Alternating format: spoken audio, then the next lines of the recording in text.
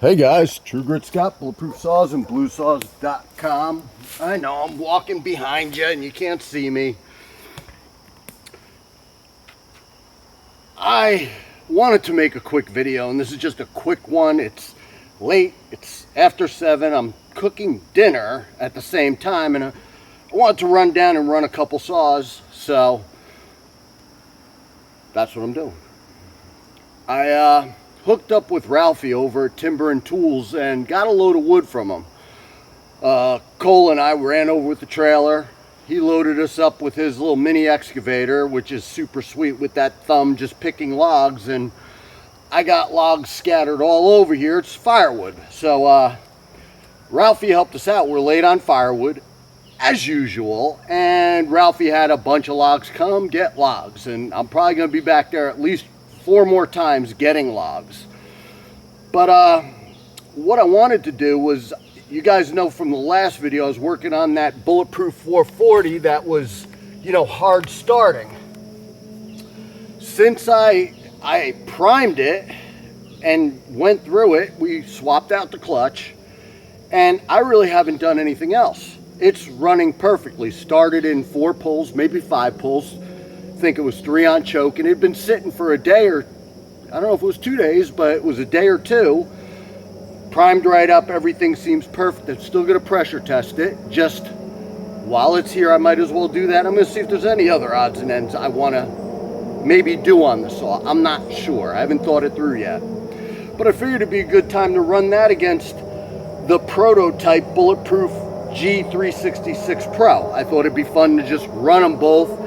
Not the biggest piece of wood, but it's nice hard wood, so I figured, I'll make a couple cuts I can't resist. And I was actually going to run the 366 Pro with that 24-inch bar. I don't know if it's even in the video, but I think I'll swap it back down to that 20 because this wood's not huge. I got bigger wood and I'll be able to make some good videos, but it's going to be firewood, so I don't want to cut a ton of cookies.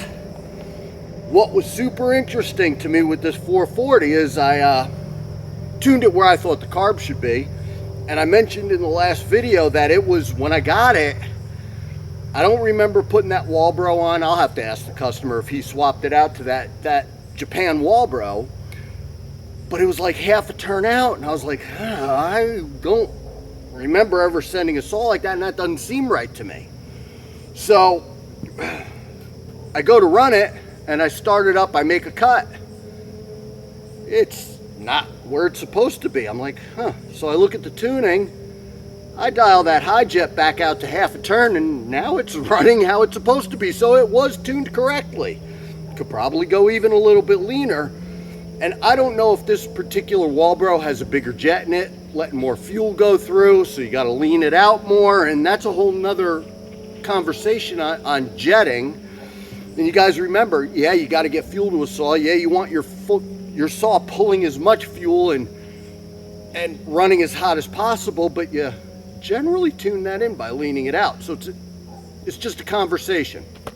I'm not going to talk too much because, like I said, this has to be a quick video and I got food cooking up there. But I'll run it. I'll swap the 20-inch and I'm just going to run both of them. This isn't any kind of crazy head-to-head. I'm just curious because I tell a lot of guys, when I'm done with a G366 and it's a Bulletproof, they run pretty darn good. And I don't think they have the torque of a 440 or a 460. I'm not saying that, guys. I'm saying they pull a 24-inch bar pretty nice.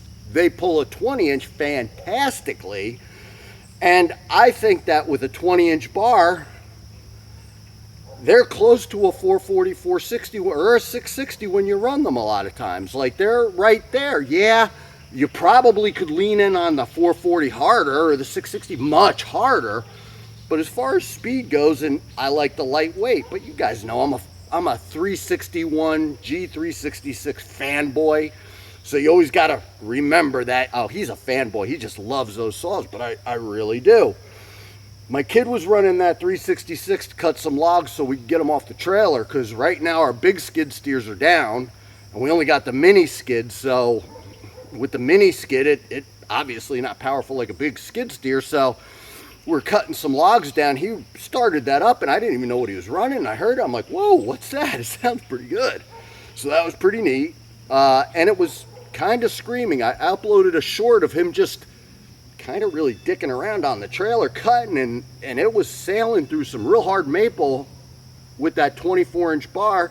And again, we're using the same chains we were using days and days ago. I haven't changed because I haven't gotten into cutting a lot. I'll be getting into cutting a lot this week, but let me shut up. Let me run a saw, make a couple little cookie cuts that I don't want to do, but I will. Swap the bar and call it a wrap. That's what I wanted to do.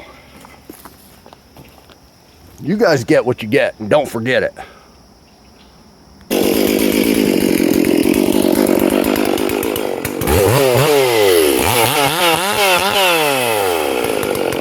And this is jankier than I want it to be, but it was what I could do real quick.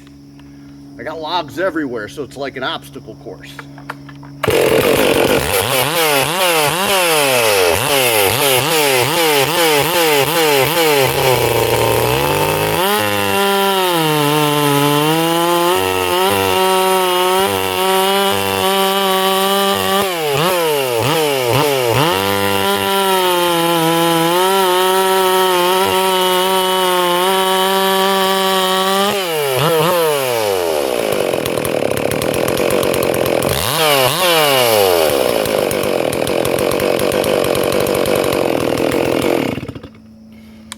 Bulletproof 440 is my favorite saw for years, and they're not that heavy, but I like the lightness.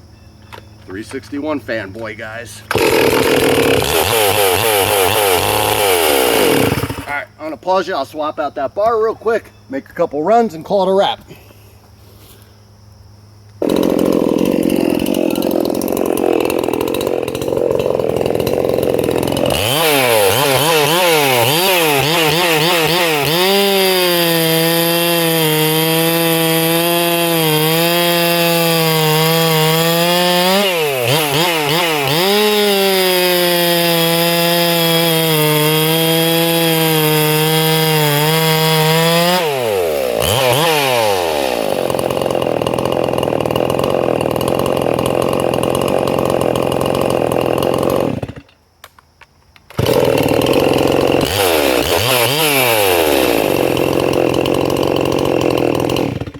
I know it looks janky with the blue clutch cover on it, but I'm trying to keep the nice one nice.